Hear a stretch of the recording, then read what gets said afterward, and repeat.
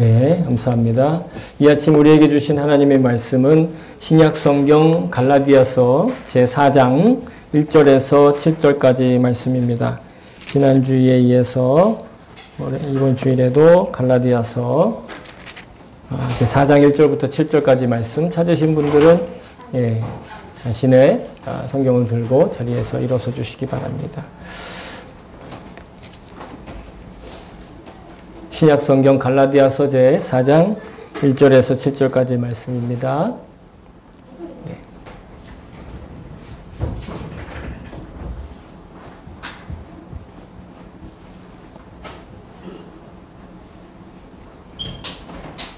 네, 4장 1절에서 7절까지 말씀 다 같이 받들어 읽겠습니다. 시작.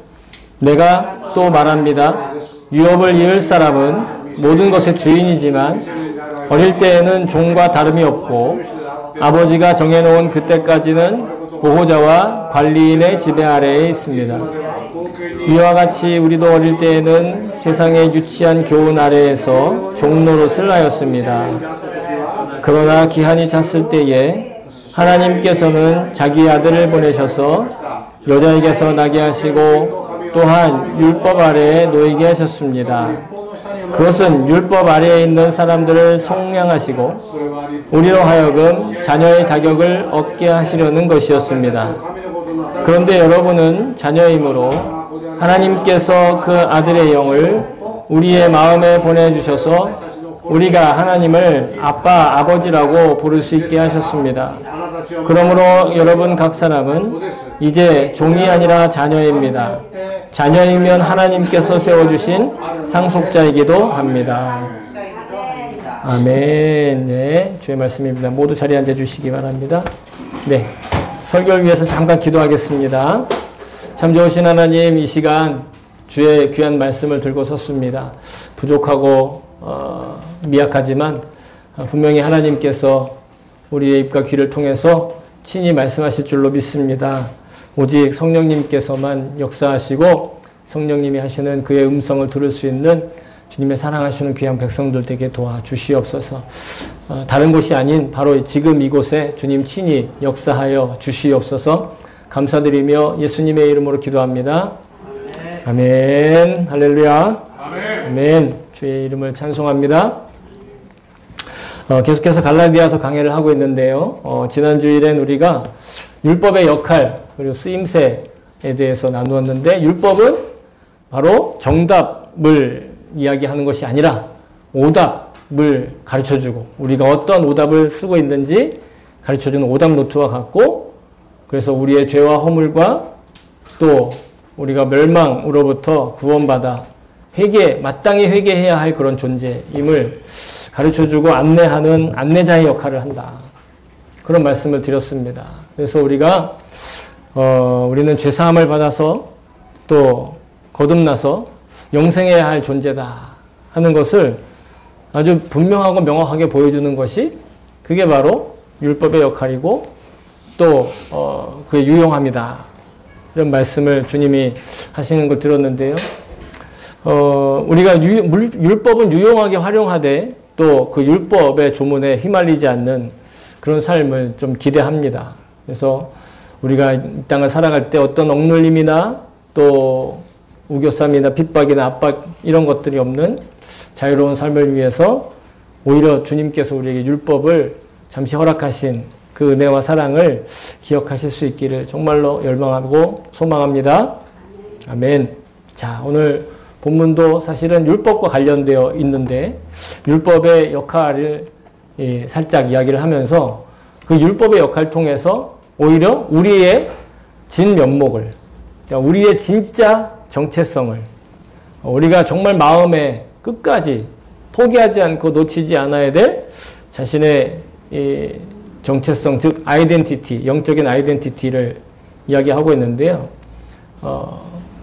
한마디로 요약을 하면 우리가 오늘 타이틀에 나와 있는 것처럼 영생을 상속으로 받은 자녀로서 살아가는 정체성이다. 그러니까 우리가 우리 삶에 가치와 의미를 부여할 때, 그죠? 내가 살아가는 어떤 배경이 있을 거잖아요. 그죠? 어떤 사람들은 돈이 많아서 살고 어떤 사람들은 재능이 많아서 살고 또 역사의 어떤 인물은 자기가 거의 죽을 뻔했는데 자기의 혀가 이 새치 혀가 있는 걸 확인하고 안심하며 살았다는 사람도 있어요. 모든 걸 다 뺏겨도 내 이 새치 혀 가지고 다시 일어설 수 있다. 이런 것처럼 사람들은요, 각자가 자기가 살아가는 가치와 의미에 대해서 분명히 알고 있어요. 그걸 솔직하게 말하지 않을 뿐이지. 대부분 사람은요, 실력과 돈과 재능으로 산다고 생각을 해요. 근데 여러분, 구원받은 우리들은요, 그걸로 사는 것이 아니라 바로 오늘 말씀에 나와 있는 대로 영생을 상속받은 하나님의 자녀로 산다라는 게 우리가 살아가는 의미라는 것이에요.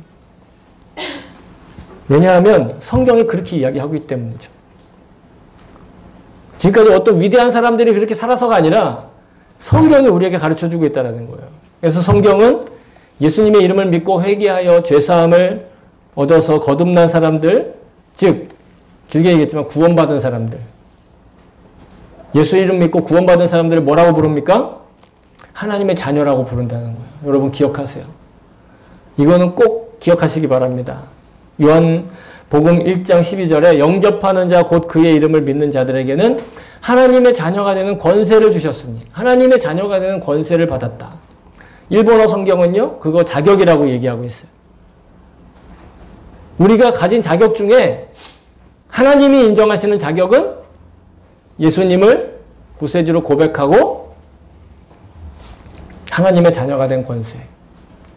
근데 그것을 누가 증언을 하느냐? 로마서 8장 16절에 보면 이렇게 써 있어요. 성령이 친히 우리의 영과 더불어 우리가 하나님의 자녀인 것을 증언하시나니. 성령이 친히 우리의 영과 더불어서 하나님의 자녀인 걸 증언한다. 우리 안에 계시는 성령님이 내가 자녀인 걸 증언하신다라는 거예요.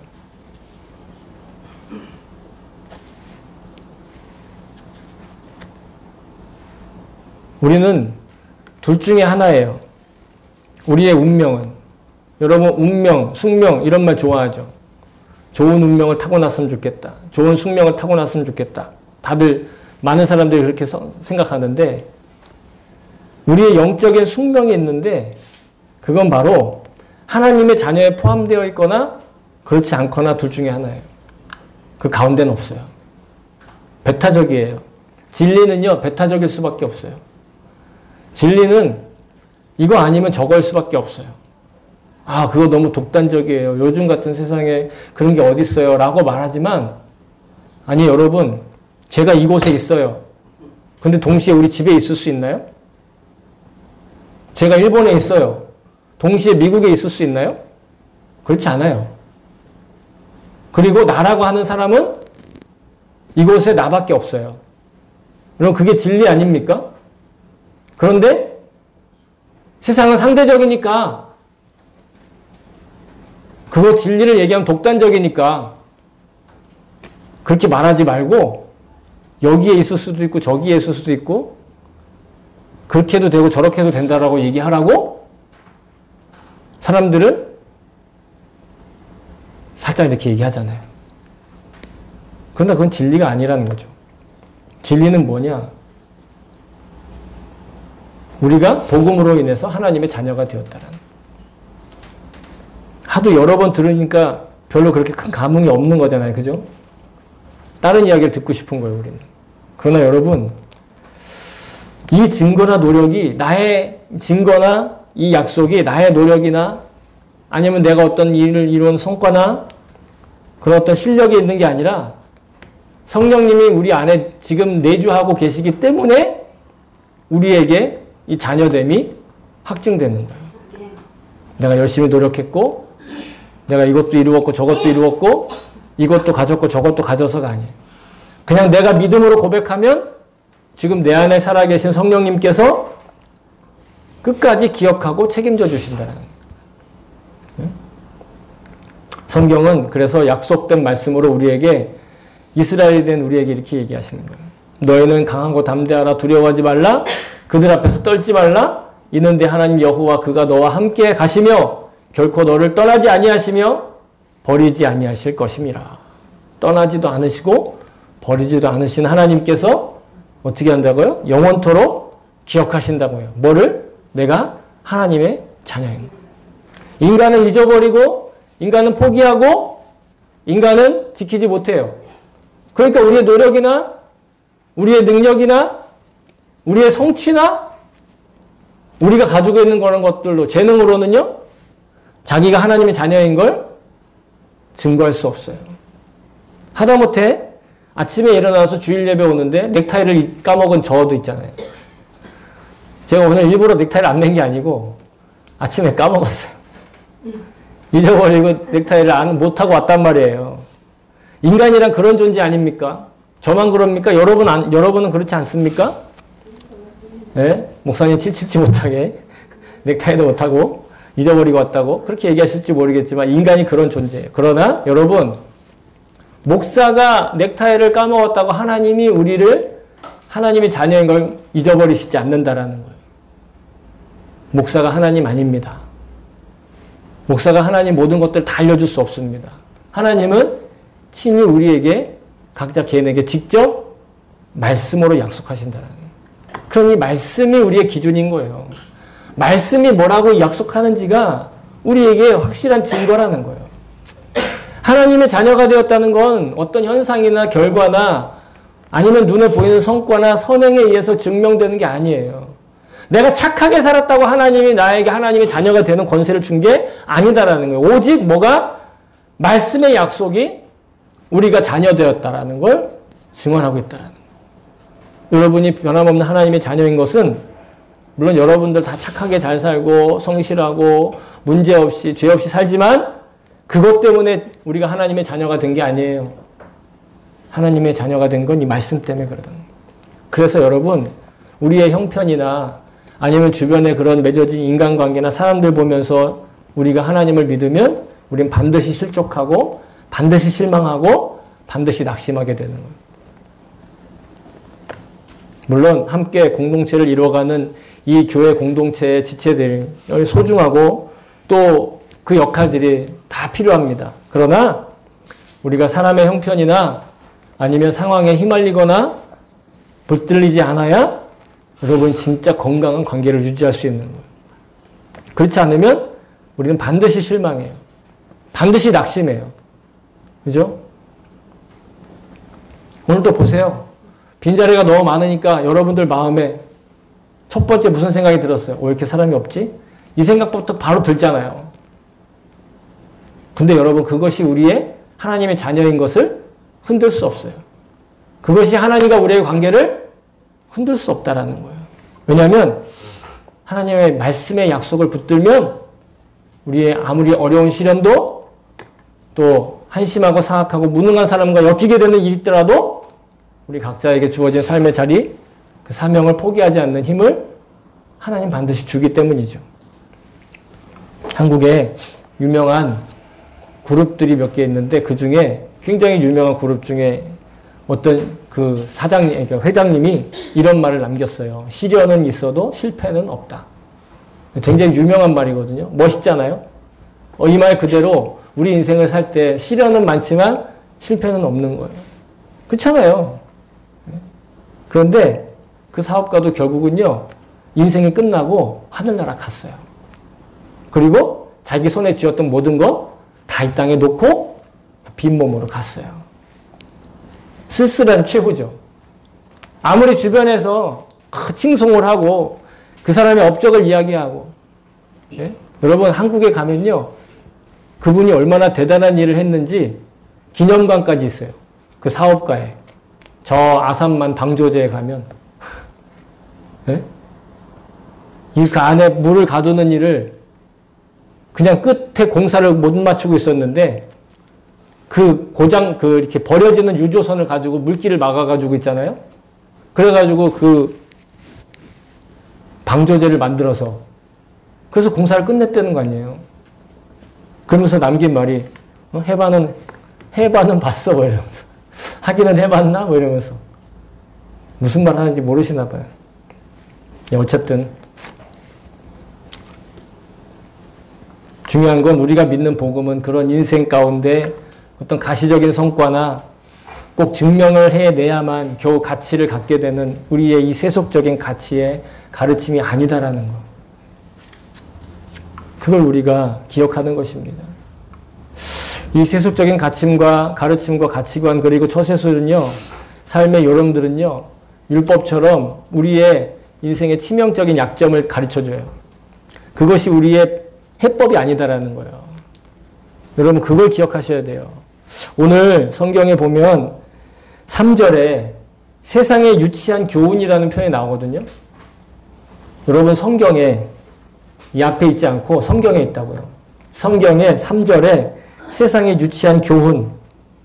그래서 세상에 유치한 교훈 그 바로 앞에 니은자로 각주가 붙어 있어요. 그죠? 여러분 성경책 밑에 내려가 보면 그 니은자 앞에 세상의 원소들, 세상의 세력들, 세상의 자연력, 우주의 원소들의 힘, 기초적인 원리들, 자연숭배, 원시종교 등등으로도 번역할 수 있다 얘기하고 있거든요. 기억성경은 이것을 초등학문이라고 얘기하고 있어요.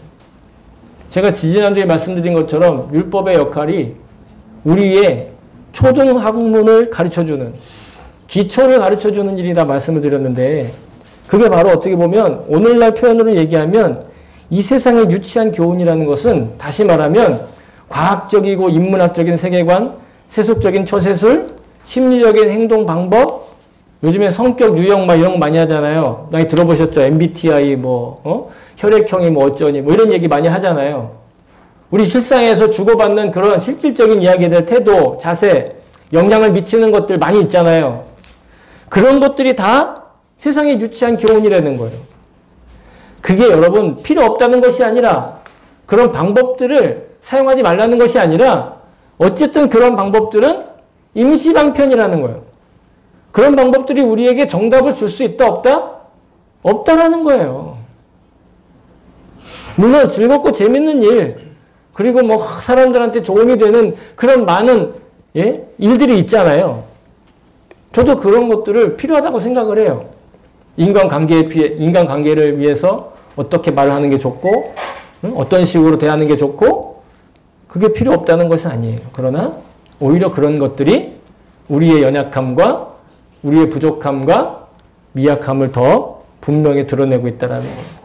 오히려 이런 요소들은 우리의 연약함, 사악함 그리고 구원의 필요와 갈망을 반증하는 재료가 될 뿐이다라는 거죠.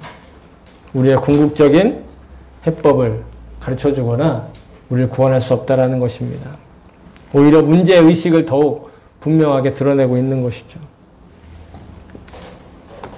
오늘 본문의 1절과 2절에 우리 현실에 나타나는 비유를 활용해서 우리의 영적인 신분과 정체성에 대해서 설명을 하고 있는데 상속권은 소유하고 있지만 실제 권한을 행사하지 못하는 그런 상태, 그런 임시적으로 율법이 또 이런 세속적인 지식이 필요하다 얘기를 하고 있어요. 그러나 기한이 차면 즉 때가 되어서 예수님이 나타나셔서 십자가 복음으로 자녀가 가지고 있는 상속권을 온전히 누릴 수가 있게 된다. 온전히 갖추게 된다. 여기서 말하는 상속의 권리란 영생을 말하는 거예요. 영생. 영원한 생명. 그래서 오늘 바울은 본문 마지막에 7절에 보시면 우리가 하나님의 자녀가 되었으면 곧 상속자다 이런 얘기가 나와요. 상속자가 받을 영광은 무엇일까요? 영생입니다. 너무 쉽죠? 너무 쉬워서 잘 기억을 안 해요. 너무 간단하니까 설마 그렇게 되겠어? 아니에요. 우리가 상속할 것은 영생이고 부활의 삶이고 그리고 이생에서의 너무도 놀라운 하나님의 보호하심이라는 것. 하나님의 인도하심이라는 것. 하나님과 함께 살아가는 것. 그 상속자의 영광을 소유한 자가 바로 아들이신 예수님과 같은 영광뿐만 아니라 고난도 소유한 자다. 로마서 8장 17절에 보시면 자녀이면 또한 상속자 곧 하나님의 상속자요 그리스도와 함께한 상속자니 우리가 그와 함께 영광을 받기 위하여 고난도 함께 받아야 할 것이니라. 부모로부터 여러분 유산을 상속받을 때 재산만 상속받나요? 아니요. 빚도 상속받아요. 부채도 상속받아요. 그래서 어떤 사람들은 상속 포기각서라는 걸 써요. 제가 그걸 썼잖아요. 저희 아버지가 농사를 지셨는데 농사 짓는 사람들은 재산보다 부채가 더 많아요.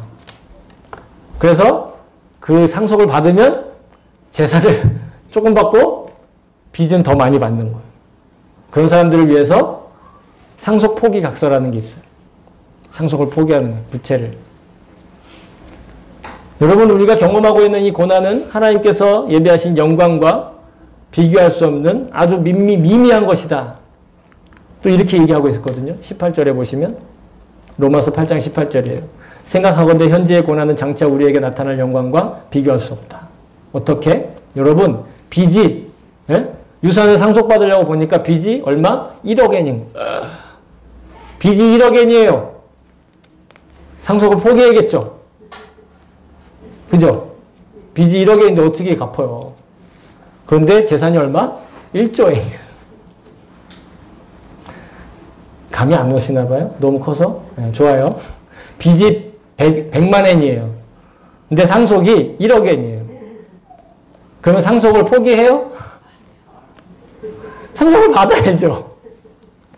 우리가 이 땅에서 겪는 고난은 겨우 100만 엔짜리 빚이거나 1억 엔짜리 빚이고, 진짜로 우리가 누릴 복은 하나님이 우리에게 약속하신 1조 엔과 같은, 1억 엔과 같은 그런 상속의 재산이라는 거예요. 그게 뭐다?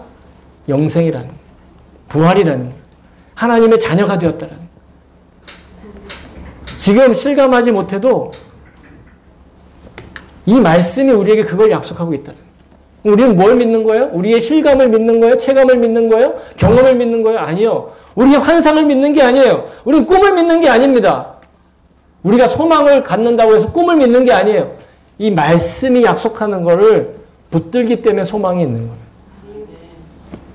나는 이런 꿈을 꿨는데 저런 꿈을 꿨는데 그걸 믿는 게 아니라는 거예요. 다시 말하면 우리 인생에 경험하는 모든 허무함이 있고 비열함이 있고 낙심이 있고 고난과 염려와 근심과 또한 해결하기 어려운 문제들이 가득한데, 여러분, 그 모든 것들이 결코 복음이 약속하시는 구원과 영생에 흠집을 낼 수 없다는 거예요. 그러한 어려움들이, 그러한 고난들이, 그러한 힘든 것들이 나의 정체성에, 나의 정말 인생을 살아가는 데에 하나님이 주신 기회를 흠집 낼 수 없다는 거예요. 그래서 사도 바울은 로마서 8장 마지막 부분에 이렇게 얘기하고 있어요. 내가 확신하노니 사망이나 생명이나 천사들이나 권세자들이나 현재일이나 장래일이나 높음이나 능력이나 높음이나 기쁨이나 다른 어떤 피조물이라도 우리를 우리 주 그리스도 예수 안에 있는 사랑에서 결코 끊을 수 없으리라. 결코는 없지만 제가 넣었어요.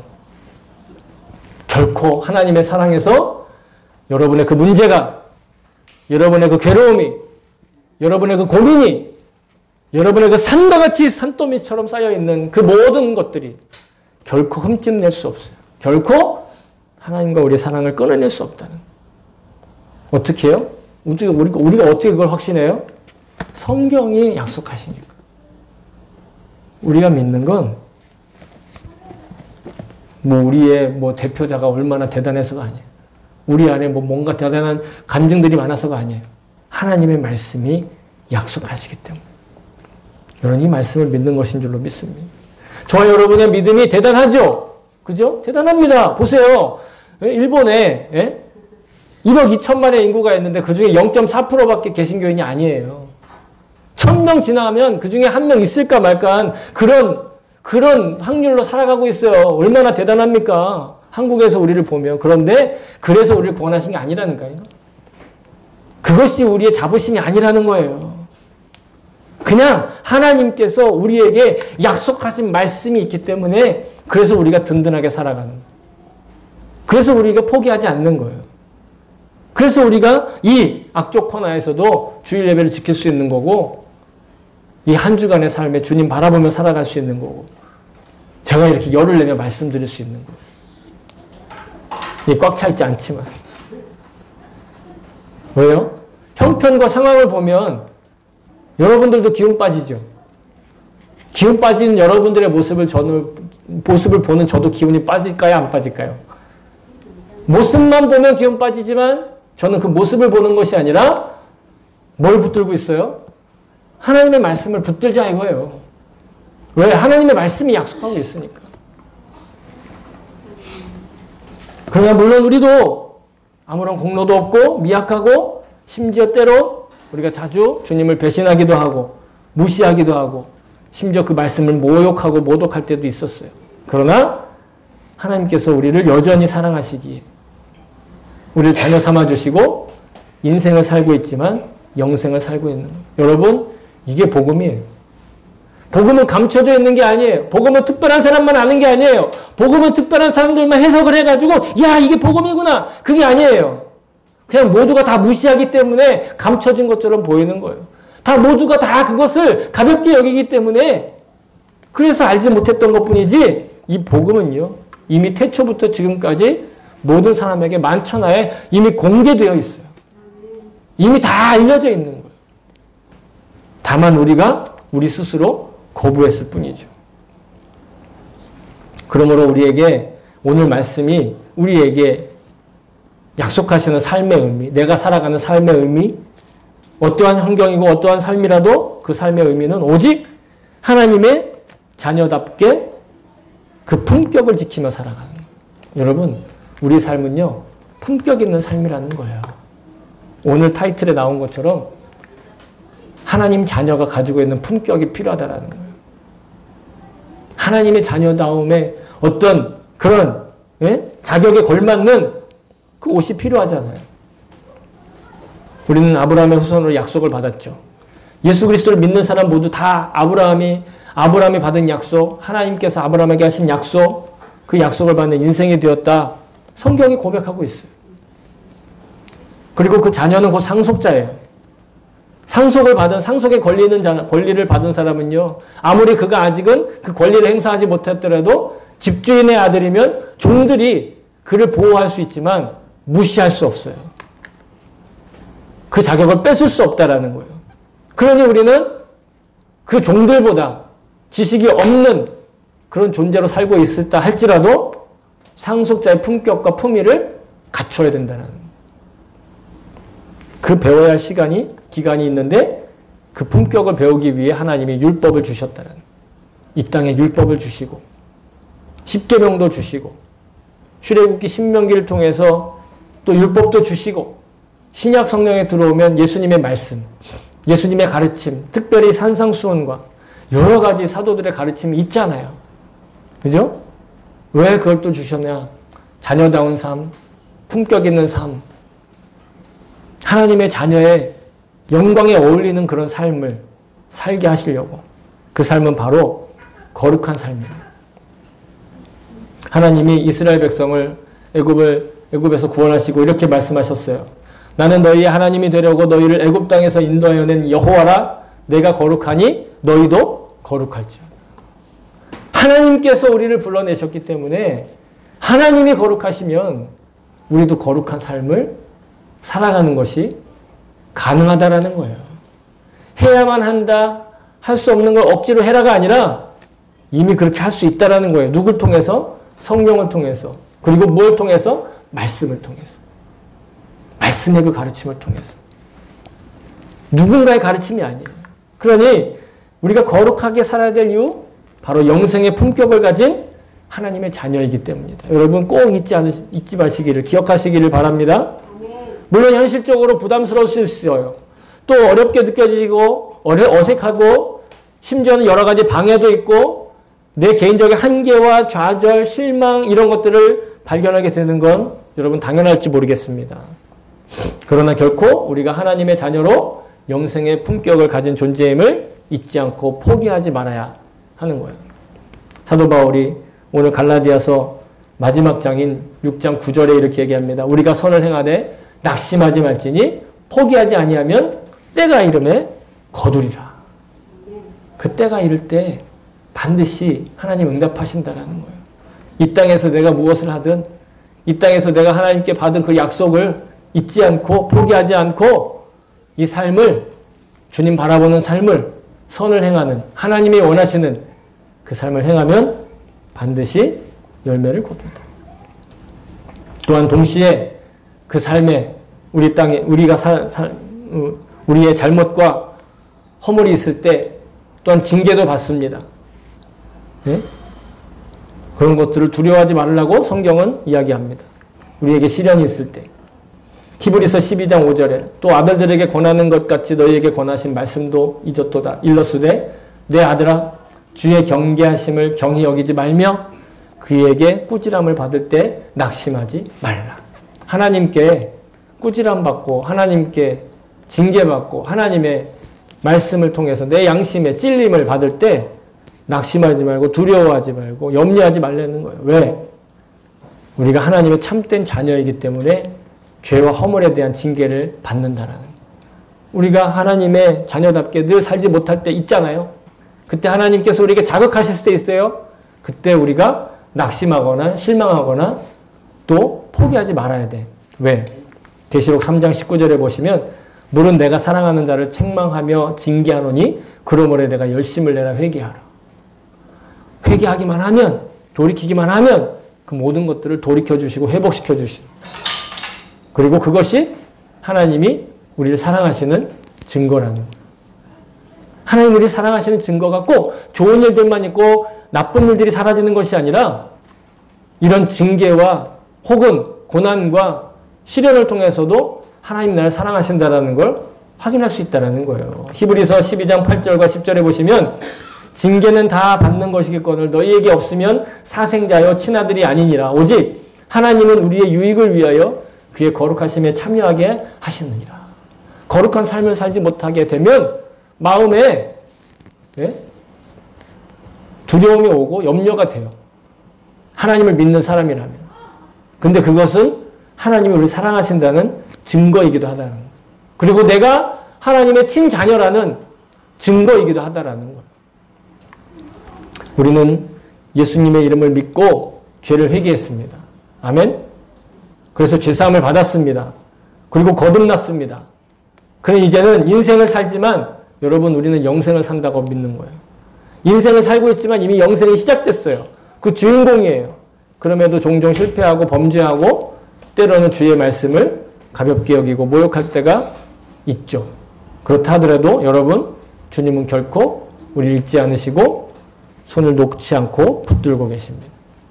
그 증거로서 뭐가 있다는 거예요? 징계하시고 책망하신다는 마음, 양심에 뜨거운 그런 어려움이 생길 수 있다는 고난이 생길 수 있다는 형편이 어려워지고 괴로운 문제가 생기고 도무지 피할 수 없는 장벽이나 낭떠러지가 여러분 나타나더라도 여러분 주님을 바라보는 태도를 결코 포기하지 않으시기를 바랍니다.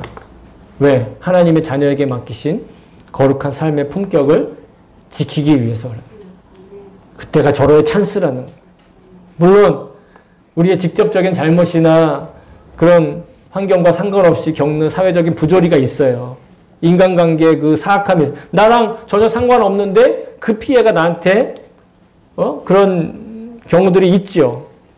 그럴 때 우리는 앞서 말한 율법이나 종교적인 교리나 세속적인 이 지식과 이 가치관과 학문을 통해서 어떻게든 이해하려고 하고 어떻게든 해결해 보려고 노력하잖아요.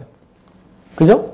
나와 관계없는 고난을 받을 때 세상의 가치관과 세상의 방법들을 사용해서 어떻게든 해결하고 이해해 보려고 하잖아요. 근데 그러지 않아도 괜찮다는 거예요. 그거 알아서 해결될 일이 아니기 때문이라는 거죠. 왜? 원인이 나에게 있지 않으니까. 그때 분명히 우리가 가져야 될 태도는 단 한 가지예요. 그럼에도 불구하고 주님을 바라보고 따라가는 거예요. 아멘. 내가 무슨 잘못을 했길래 내가 무슨 나쁜 일을 했길래 이런 일이 일어나는 거야 라고 소리치고 이해하려고 하고 해결하려고 여기에 동분서주하고 뛰어다닐 것이 아니라 그저 주님 바라보며 내가 하나님의 자녀인 것을 기억하며 그 품격을 지키기 위한 그 거룩한 자리에 포기하지 않는다라는 거예요. 어느 인적이 없는 깊은 숲속에 나무꾼 한 사람이 살았던 이야기가 있는데요. 여러분 이 나무꾼이 매주 주말에 이상한 행동을 한다라는 소문이 있었습니다. 어떤 행동을 하느냐? 그는 주말 저녁만 되면 굉장히 고급진 식탁보를 구해가지고 그게 자기가 항상 먹던 그 음식을 그 식탁보 위에 차려놓고 매우 어떻게 보면 고급진 레스토랑 같은 그런 분위기를 만드는 거예요. 자기 집에. 그 조그만 오두막집에. 뿐만이 아니라 지금까지 늘 작업복만 입고 있던 그 사람이 그날 저녁은 저처럼 이제 수트를 물론 잊지 않고 넥타이는 맸겠죠. 저처럼 넥타이를 까먹는 일은 없겠지만 어쨌든 말끔하게 차려입고 그리고 밥상을 차린 뒤에 집을 나가요. 집을 나가서 문을 닫고 자기 집 마당 한 바퀴를 딱 돕니다. 그리고 다시 자기 집 문 앞에 딱 서요. 그리고 다시 한번 옷매무새를 가다듬고 똥똥똥 문을 두들깁니다. 누가 있을까요? 아무도 없죠. 그러니까 자기가 문을 열어요. 들어갑니다. 들어가면 뭐가 펼쳐져 있어요? 고급 레스토랑의 분위기에 식탁이 딱 차려져 있고 그는 기뻐하는 마음으로 그 자리에 가서 흐뭇해하면서 저녁 만찬을 즐기는 거예요. 때로는 좋은 음식이 생기면 그때를 주의해서 아껴두었다가 그 주말 저녁 만찬 고급진 레스토랑 분위기에 맞춰서 음식을 차려놓고 그 자리에 앉아서 식사를 합니다. 물론 소박한 음식들이 대부분이겠지만 그날 주말만큼은 그 어떤 메뉴를 먹더라도 항상 그렇게 똑같은 루틴으로 고급진 식탁표를 펼치고 음식을 차려놓고 정장을 입고 집 밖을 나왔다가 한 바퀴를 돌고 다시 들어가서 그 만찬을 먹고 다시 또 식사가 끝나면 나가서 또 한 바퀴 돌고 들어와서 자기 일상을 돌아가는 거예요. 우습게 여기지가 약간 좀 이상하게 여겨질지 모르겠습니다.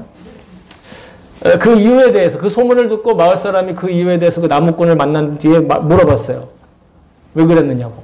그러자 그 나무꾼이 말합니다. 그 외로운 숲속에서 매일 먼지 나는 작업복을 입고 험한 일을 하는 처지에 있지만 하나님께서 즉 신께서 자신에게 주신 인간의 존엄과 품위를 잃고 싶지 않기 때문이었다라고 고백하는 거예요.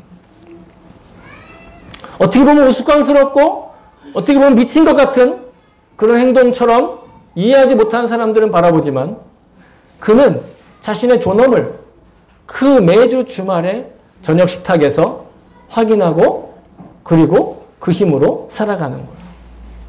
여러분 영생을 상속받은 자의 품격을 지키기 위해 사는 건 어쩌면 이 외로운 숲속의 나무꾼의 모습처럼 남들이 쉽게 이해할 수 없는 태도와 행동일지 모르겠습니다. 하지만 우리가 이 주일에 거룩하게 지키고 저 문을 나서서 매일의 일상에서 주님을 바라보며 주님과 동행하는 생활은 영생을 상속받은 자가 가진 그 권한을 가진 자의 품격과 존엄을 지키는 삶인 것을 저는 믿습니다. 저와 여러분이 하나님의 자녀가 가진 영생의 품격에 어울리는 일상생활을 위해서 늘 주님의 손을 붙들고 살아갈 수 있기를 또 갈망하며 열망합니다. 사랑하는 성도 여러분, 하나님께서 우리를 하나님의 자녀로 삼아주셨습니다. 예수 그리스도의 복음을 믿는 자는 누구나 다 자녀입니다. 그리고 영생이라는 부활이라는 삶의 상속을 받은 상속자이기도 합니다. 그러니 어떤 영적인 공격과 고통과 염려도 우리는 다 주님께 맡길 수 있어요. 끝까지 책임져 주시고 포기하지 않고 떠나지 않으신다는 주님 말씀을 저는 믿습니다. 그러므로 우리가 이제 해야 할 일은 오직 그 자녀의 품격과 그 품위를 지키기 위해서 살아가는 것만 남았습니다. 나의 노력이나 실력으로 할 수 없습니다. 오직 기도와 말씀과 믿음으로서만 가능한 것입니다. 주님을 바라볼 때에만 우리는 기도할 수 있습니다. 주님의 시선을 기억할 때 우리는 말씀을 믿을 수 있는 거예요. 저와 여러분이 일상 가운데 늘 주님을 바라보면서 영생의 상속자가 가진 그 품위와 품격의 그 풍성한 안에서 살아갈 수 있기를 다시 한번 주의 이름으로 축복합니다. 아멘.